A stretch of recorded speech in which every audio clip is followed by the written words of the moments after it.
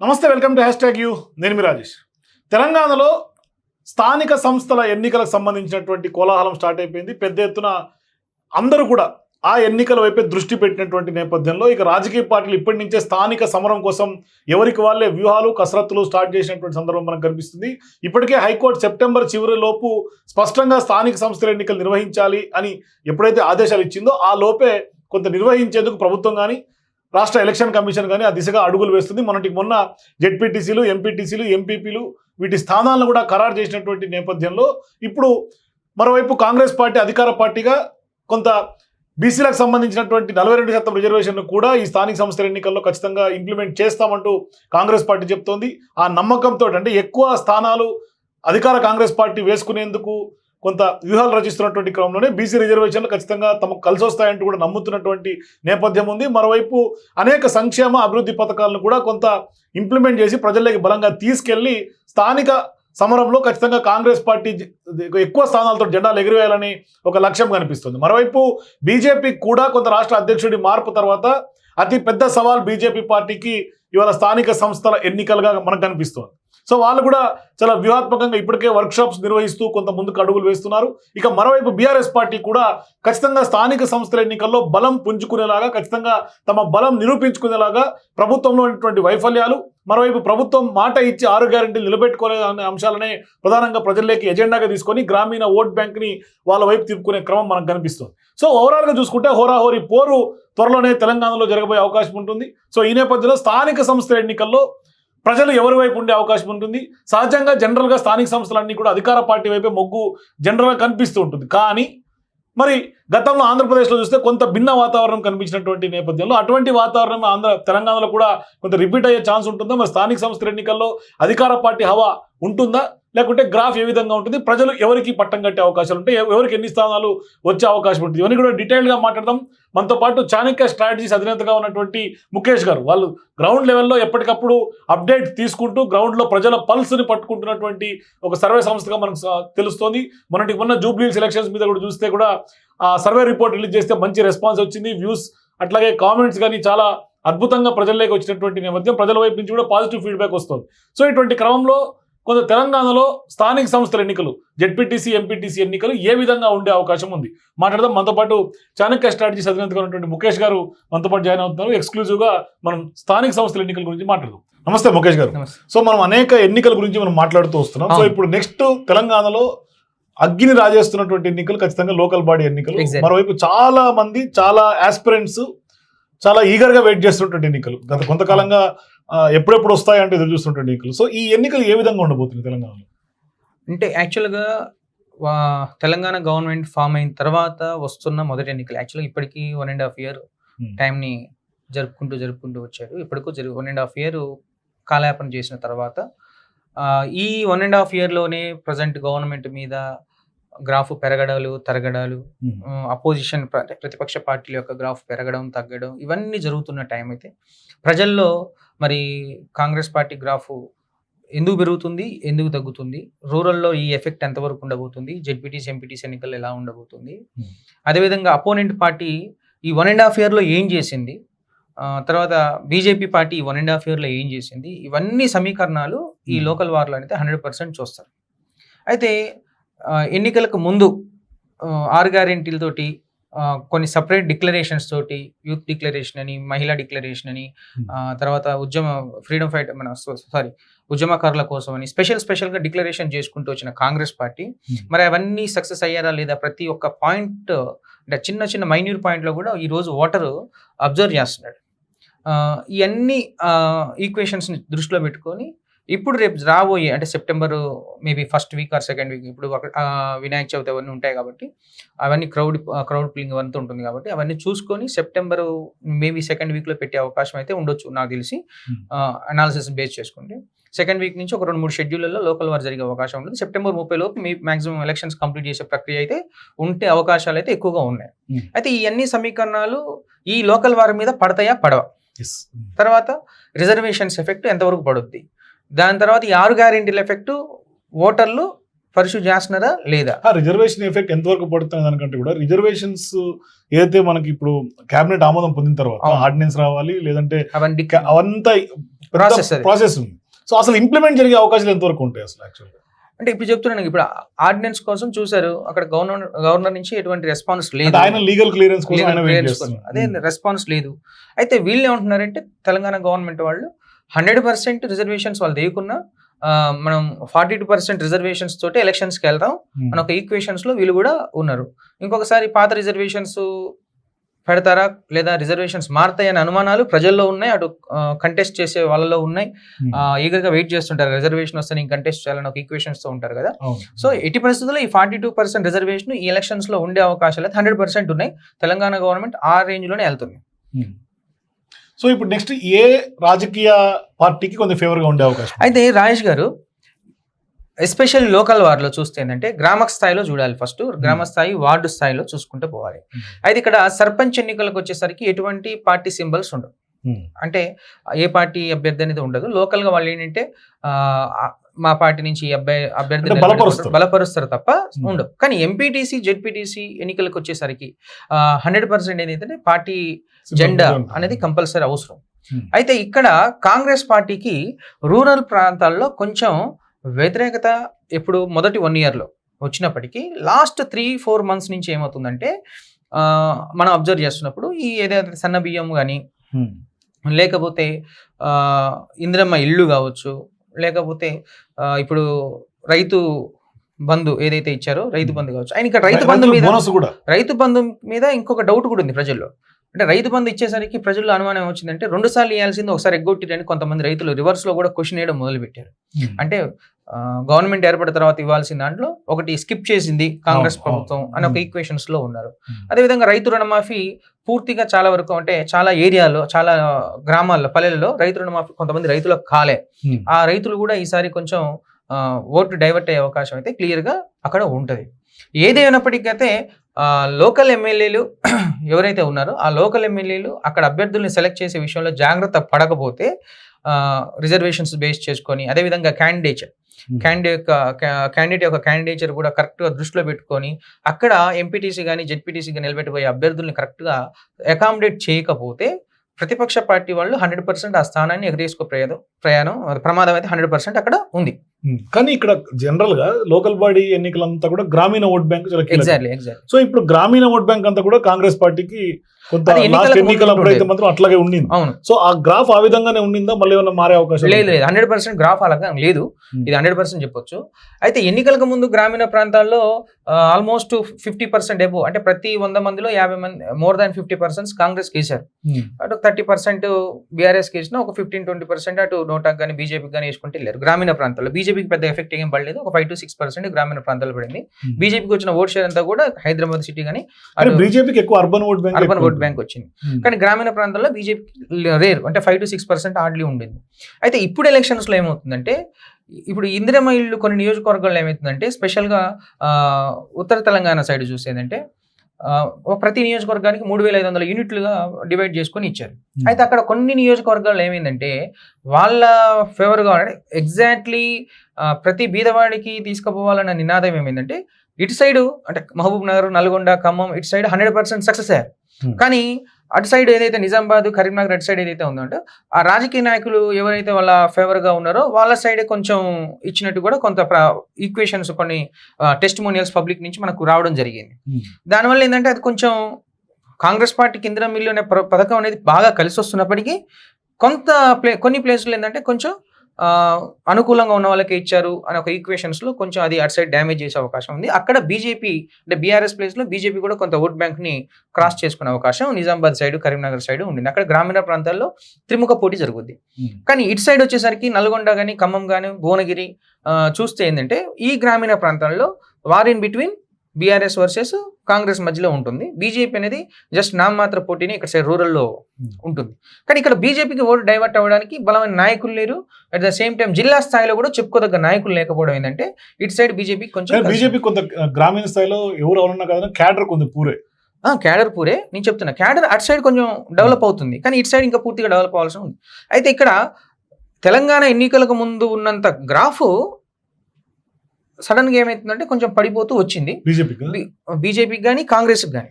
అలా అని బీఆర్ఎస్ కి గ్రాఫ్ పెరుగుతుందని చెప్పట్లేదు. బీఆర్ఎస్ మీద ఏంటంటే కొంచెం అసంతృప్తి ఇంకా అట్లానే ఉంది.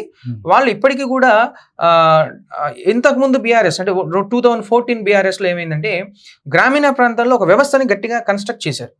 కానీ అదే వ్యవస్థను టిల్ ద డేట్ కంటిన్యూ చేసుకుంటూ వస్తుంది బీఆర్ఎస్ పార్టీ. అంటే ఇప్పటి వరకు కూడా గ్రామీణ వ్యవస్థను రీకన్స్ట్రక్ట్ చేయకపోవడమే BRS main failure, first failure. కానీ కాంగ్రెస్ పార్టీలో ఏంటంటే ఎప్పటికప్పుడు గ్రామీణ స్థాయిలో, మండల స్థాయిలో, అదేవిధంగా జిల్లా స్థాయిలో నాయకుల వ్యవస్థ ఎప్పుడు కూడా స్ట్రక్చర్ అనేది ఏంటంటే ఎప్పటికప్పుడు మాడిఫై అవుతూ ఉంటుంది. ఇప్పుడు బీజేపీలో కూడా మాడిఫై అవుతుంది. కానీ లోకల్ పార్టీ, ప్రాంతీయ పార్టీ అయిన బీఆర్ఎస్ మాత్రం ఈ గ్రామీణ స్థాయిలో ఎప్పుడైతే ఈ కన్స్ట్రక్షన్ ఏదైతే లీడర్లని పునరుద్ధరించాడు, గ్రామ అధ్యక్షుడు కానీ మండల పార్టీ అధ్యక్షుడు కానీ ఈ వ్యవస్థను ఎప్పుడైతే రీకన్స్ట్రక్ట్ చేయట్లేదో 100% వాళ్ళు ఏంటంటే కొంచెం అసంతృప్తి. ఎందుకంటే కొత్త తరం నాయకులు వస్తుంటారు. 10 సంవత్సరాలు అంటే ఆటోమేటిక్గా ఎంతో ఒక జనరేషన్ మారుతూ ఉంటుంది. దీనివల్ల ఏమవుతుందంటే బీఆర్ఎస్ లో కొంచెం ఇంకా అసంతృప్తి లీడర్లు అలానే ఉన్నాయి. ఈ ఎఫెక్ట్ అంతా ఎవరి మీద పడుతుందంటే రాష్ట్ర స్థాయి నాయకుల మీద ఎక్కువ పడుతుంది. కానీ ఇక్కడ ప్రభుత్వంలో ఉన్నటువంటి వైఫల్యాలు, వాళ్ళు ఇంప్లిమెంట్ చేస్తున్నటువంటి పథకాలు, లేకుంటే హామీలు ఇచ్చి తప్పటం, ఇవి కొంత బీఆర్ఎస్ ప్రజలకు బలంగా తీసుకెళ్తాము అనే కాన్ఫిడెన్స్ బీఆర్ఎస్ ఇప్పటికి కూడా ఉంది. అంటే ఈ క్షణంలో బీఆర్ఎస్ ఏం చేయకపోవడం వాళ్ళ గ్రాఫ్ పెరుగుద్ది. ఎందుకంటే వీళ్ళు చేసే మైనస్లే వాళ్ళ గ్రాఫ్ను పెంచుతున్నాయి తప్ప వాళ్ళు కొత్తగా చేసింది లేదు. 1.5 year లో బీఆర్ఎస్ పార్టీ వాళ్ళు అక్కడక్కడ మీటింగ్లు పెట్టుకున్నారు తప్ప ప్రజా సమస్యల మీద పోరాటం అయితే ఏం కనపడలేదు. ప్రజా సమస్యల మీద ఏ ఒక్క నాయకుడు కూడా బీఆర్ఎస్ నాయకుడు, కొన్ని నియోజకవర్గాల్లో బీఆర్ఎస్ ఎమ్మెల్యేలు గెలిచినప్పటికీ వాళ్ళ ఆ నియోజకవర్గంలో తిరగడం మానేశారు. అవును, అక్కడ ఉన్న కాంగ్రెస్ ఇన్ఛార్జీలు చేసుకుంటూ వెళ్తున్నారు. సో ఇటువంటి పరిస్థితులు కాంగ్రెస్ ఇన్ఛార్జీలు ఎమ్మెల్యేలా తిరుగుతున్నారు, అక్కడ తిరుగుతున్నారు. ఇటువంటి పరిస్థితుల్లో ఏమవుతుందంటే బీఆర్ఎస్ మీద కొంచెం అసంతృప్తి ఇంకా అట్నే కొనసాగుతుంది తప్ప గ్రాఫ్ పెరుగుతుంది, ఓ బాగా పెరిగిపోయింది 40%, 50% అనేది 100% ఫేక్.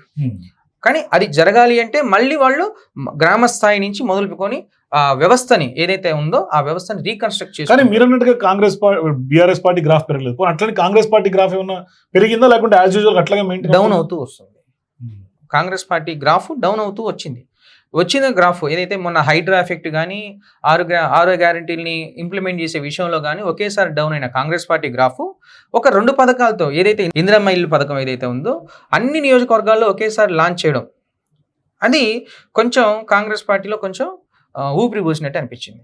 దాంతోపాటు సన్నబియ్యం గత 3 నెలల నుంచి ప్రతి రేషన్ షాప్లో సన్నబియ్యం కొంచెం పేదల అంటే బిలో పవర్టీ లైన్ ప్రజలు ఏంటంటే కొంచెం పాజిటివ్ ఫీడ్బ్యాక్ వచ్చింది.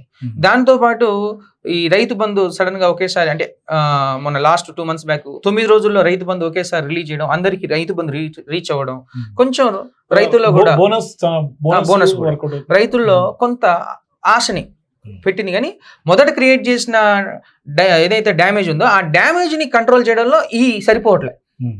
అర్థమవుతుందా? డ్యామేజ్ అప్పుడు చాలా ఎక్కువ. ఆ డ్యామేజ్ ని కంట్రోల్ చేయడానికి ఇప్పుడు ఏదైతే ఉందో ఇది పెద్ద ఒక 5%, 6%, 5 to 10% సరిపోదు. కానీ 100% డైవర్షన్ కాదు, 10% ఏం సరిపోదు కదా. కొంత గ్రాఫ్ పెరుగుతూ ఉంది. దీన్ని ఇలానే కొంచెం కంటిన్యూ చేసుకొని పోతే ఏంటంటే 100% కొంచెం బీసీల రిజర్వేషన్ అంశం ఏదైతే కాంగ్రెస్ పార్టీకి కొంత పూర్తి స్థాయిలో విజయ తీరాలకు తెరిచే అవకాశం లేదు. అంటే మెజారిటీ స్థానాలు కాంగ్రెస్ జెండా ఎగరేసే అవకాశం లేదా స్థానాల్లో? 100% బీసీ రిజర్వేషన్ అనే కాదు, లోకల్ బాడీ ఎలక్షన్స్ ఎప్పుడు కూడా స్టేట్ గవర్నమెంట్ ఏదైతే ఉందో దానికి ఈక్వల్గా వెళ్తాయి. ఒకవేళ 100% మీరు గ్రాఫ్ బాగుంది అనుకుంటే 80 to 90% మధ్యలో లోకల్ బాడీ ఎలక్షన్స్ గెలవాలి. కానీ మేము యాజ్ పర్ ఇప్పుడు ఏదైతే 31 జెడ్పీపీలు కానీ 566 ఎంపీటీసీలు ఎంపీపీలు జెడ్పీటీసీలు ఏదైతే ఉన్నాయో వీటిల్లో మాక్సిమం 65 to 70 మధ్యలోనే అయిపోయే అవకాశం ఉంది. ఎందుకంటే ఇక లోకల్ బాడీ ఎలక్షన్స్లో క్యాండిడేట్ యొక్క క్యాండిడేచర్ కూడా చాలా ఇంపార్టెంట్ కాబట్టి ఇప్పుడు కొన్ని నియోజకవర్గాలు ఏంటంటే స్థానికంగా ఉండే కాంగ్రెస్ నాయకుల మీద కొంత అసంతృప్తి అనేది ఎక్కువగా రోజు రోజుకు పెరుగుతుంది. కాబట్టి వాళ్ళు క్యాండిడేట్లను సరిగా అకామిడేట్ చేసుకుంటే 70% దాటుద్ది. కానీ ఇప్పుడు కాంగ్రెస్ పార్టీలో ప్రధానంగా లోకల్ బాడీ ఎన్నికల్లో నామినేషన్ పదవులు కానీ లేదంటే కనుక అవకాశాలు, మాకు పదవులు రాలేదు, మాకు కాంగ్రెస్ అధికారంలోకి వచ్చిన కూడా కార్యకర్తలకు కానీ నాయకులకు కానీ ఏం జరగలేదు అనేది ఒకటి అసంతృప్తి ఉంది కాంగ్రెస్ పార్టీ లోకల్ లీడర్స్ లో ఉంది. అది ఎంతవరకు సార్ట్అవుట్ చేసే అవకాశాలు ఉంటారు పార్టీ అధిష్టానం కానీ లేకపోతే సీఎం రేవంత్ రెడ్డి గారు?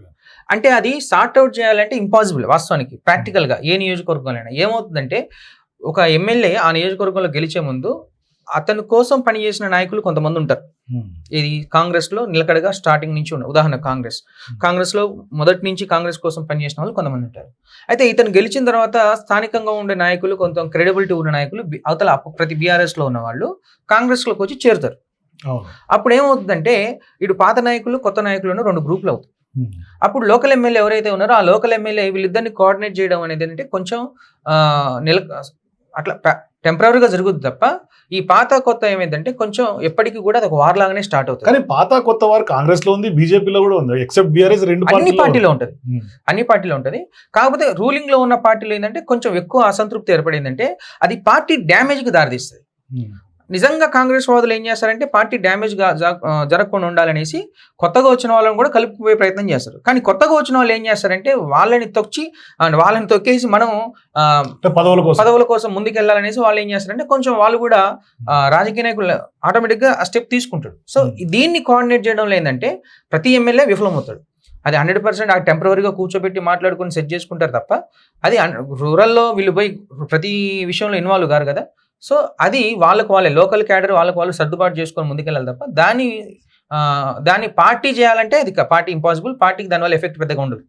కానీ మీరు గ్రౌండ్ లెవెల్లో మీ టీమ్స్ వెళ్ళినప్పుడు ప్రజల నుంచి ఫీడ్బ్యాక్ ఏం చెప్తున్నారు? ప్రధానంగా ప్రభుత్వం నుంచి కానీ లేకుంటే ఇతర ప్రతిపక్ష పార్టీల మీద కానీ లోకల్ బాడీ ఎన్నికల్లో ప్రజల ఫీడ్బ్యాక్ ఏ విధంగా ఉంది? మేము ప్రజల్లో అడిగినప్పుడు ఏంటంటే ఫస్ట్ కాంగ్రెస్ ప్రభుత్వం మీద ఇప్పుడు ఏంటి మీ ఒపీనియన్ ఏంటి, ఈ లోకల్ బాడీలో మరి కాంగ్రెస్ ఓటేస్తారా, మీ కాంగ్రెస్ అభ్యర్థికి ఓటేస్తారా అన్నప్పుడు ఏంటంటే పాజిటివ్ ఉంది, నెగిటివ్ ఉంది.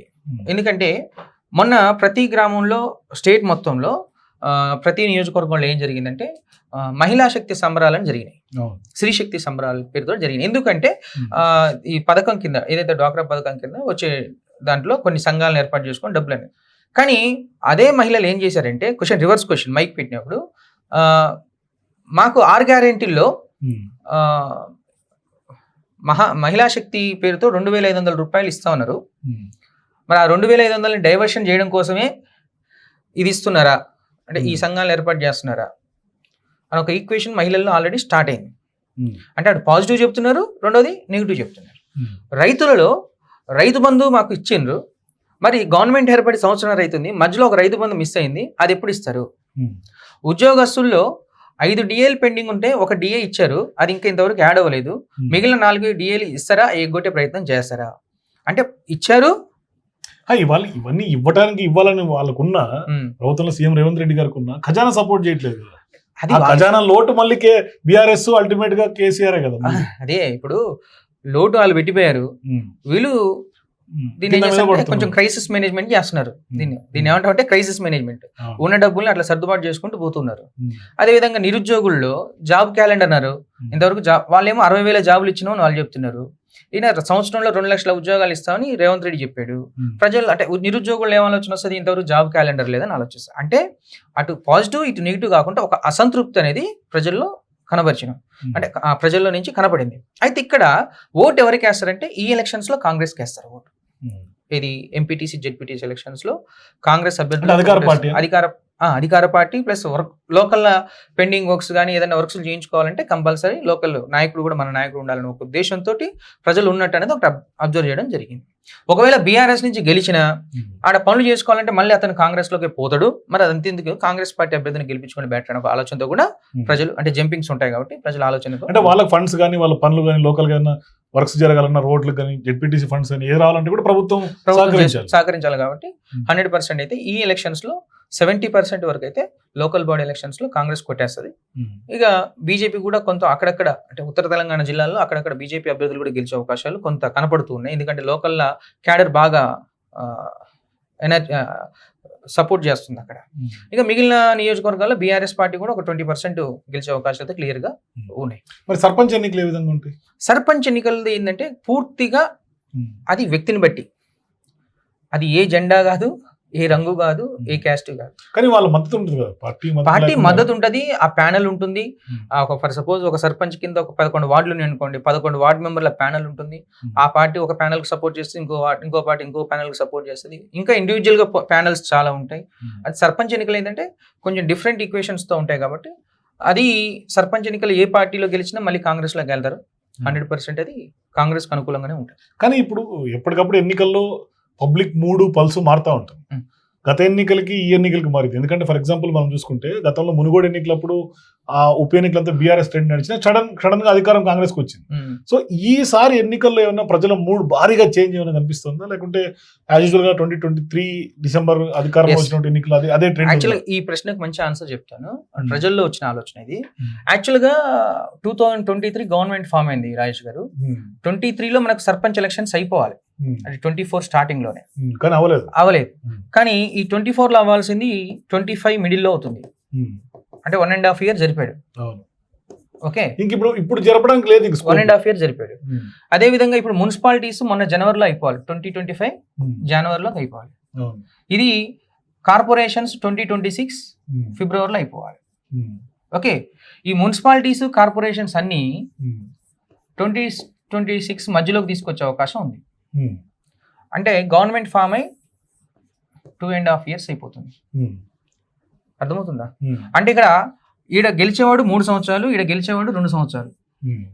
మళ్ళీ ఆ నెక్స్ట్ అయితే ఇప్పుడు కొత్త గెలిచిన వాడు ఏం ఆలోచిస్తాడు, నేను 2 సంవత్సరాలే పని చేయాల్సి వస్తుంది, మరి నీకు పెట్టిన ఖర్చు మళ్ళీ నేను చేసుకోవాలి, కాబట్టి మళ్ళీ ఎలక్షన్స్కి కొత్త బాడీ కొత్తగానే ఉంటుంది. 2 సంవత్సరాలు 3 సంవత్సరాలు కాబట్టి కొత్త బాడీ ఉంటుంది. కాబట్టి 28లో ఎలక్షన్స్ మళ్ళీ కాంగ్రెస్ గెలవడం కోసం వేసిన స్కెచ్ ఇది. ఓకే, సో అందుకనే ఆయన చాలా కాన్ఫిడెన్స్ గా నెక్స్ట్ 10 ఏళ్ళు ఖచ్చితంగా 2034 వరకు మేమే ఉంటాం అనేది అది ఆల్రెడీ ప్రజలకు అర్థమైంది. ఆల్రెడీ ప్రజల్లో ఈ అవేర్నెస్ ఉంది. సో ఇక్కడ ఏం జరుగుతుందంటే 28 ఎలక్షన్స్లో అటు పార్టీ సింబల్ని కాకుండా 100% క్యాండిడేట్ని చూసి ఓటేసే రోజు రాబోతుంది 28కి. అదైతే 100% ప్రజల్లో ఒక ఈక్వేషన్ ఫామ్ అవుతుంది. వీళ్ళు ఇప్పుడు 2,500 రూపాయలు ఏదైతే ఉందో 6 గ్యారెంటీల్లో వీళ్ళు ఈ రోజు స్టార్ట్ చేసిన లాస్ట్ 6 months ఇచ్చినా ఇది పెద్ద ఎఫెక్ట్ ఉండదు. ఎందుకు ప్రజలకు తెలుసు ఇది ఎలక్షన్స్. కానీ మహిళలు చాలా మంది ఇదొక క్వశ్చన్, ప్లస్ యూత్ మహిళల నుంచి ప్రధానంగా స్కూటీలని, తులం బంగారం అని, ఇవి చాలా గ్రౌండ్ లెవెల్ లో ఉన్నాయి. మర్చిపోయారుగా, వీళ్ళు మర్చిపోయారు, క్వశ్చన్ చేస్తున్నారు చాలా, వీళ్ళు మర్చిపోయారు, ప్రజలు గుర్తు చేస్తున్నారు, క్వశ్చన్ చేస్తున్నారు. తులం బంగారం గురించి కొన్ని నియోజకవర్గాలు అయితే CM relief fund files check కట్టల మీద ఉన్నాయి. ఆ ఎమ్మెల్యేలు చేయించుకోలేక, ఎందుకు చేయించుకోలేకపోతున్నారు, ఎక్కడ పనులు కావట్లేదు, ఖజానా లేదు, మనకి ఈక్వేషన్ లో ఉన్నారు. సో ఓవరాల్ గా ఇవన్నీ ఇప్పుడు ఓటింగ్ మీద ఇంపాక్ట్ పడే అవకాశం లేదు. 100% ఇవన్నీ రేపు పొద్దున 28 ఎలక్షన్స్ లో ఇంపాక్ట్ అయ్యి ఈ డీలిమిటేషన్స్ లో నియోజకవర్గాల సంఖ్య పెరిగి త్రిముఖ పోటీ గట్టిగా జరుగుతుంది 28లో. సో ఈ లోకల్ బాడీ ఎన్నికల ఇంపాక్ట్ కూడా ఖచ్చితంగా పడే అవకాశం ఖచ్చితంగా ఉంటుంది. అంటే వీళ్ళు వేసుకున్న స్కెచ్ ప్రకారం కొత్త బాడీ తోటి ఎలక్షన్స్ పోదామని పెట్టుకున్నారు, బట్ అది సాధ్యమయ్యే పని కాదు. చూద్దాం సార్ ఎట్లా జరుగుతుందో. సో మొత్తం మీద లోకల్ బాడీ ఎన్నికల్లో హోరాహోరీ పోరు ఉండే అవకాశం ఉంటుంది. కొంత అధికార పార్టీగా కాంగ్రెస్ పార్టీకి కొంత వైఫల్యాలు, లేదంటే కనుక పథకాల అమలు కొన్ని ఇంకా పెండింగ్లో ఉన్నప్పటికీ కొంత గ్రాఫ్ ఈ మధ్యకాలంలో 2-3 నెలల నుంచి డ్రాస్టిక్గా పెరగడం స్టార్ట్ అయింది. కాబట్టి ఖచ్చితంగా అధికార పార్టీ వైపు కొంత ప్రజలు మొగ్గు చూపే అవకాశాలు ఉన్నట్లుగా స్పష్టంగా అర్థమవుతుంది. సో మీరు కూడా లోకల్ బాడీ ఎన్నికల్లో లోకల్ గ్రామీణ ఓటు ఏ పార్టీ వైపు ఉండబోతుంది, అధికార పార్టీ కాంగ్రెస్ పార్టీ వైపా, లేకుంటే ప్రతిపక్ష పార్టీలుగా బీఆర్ఎస్ బీజేపీ వైపు ఉంటుందా? మీ అభిప్రాయాల్ని స్పష్టంగా సూటిగా కామెంట్స్ తెలియజేయండి. For more videos please watch #.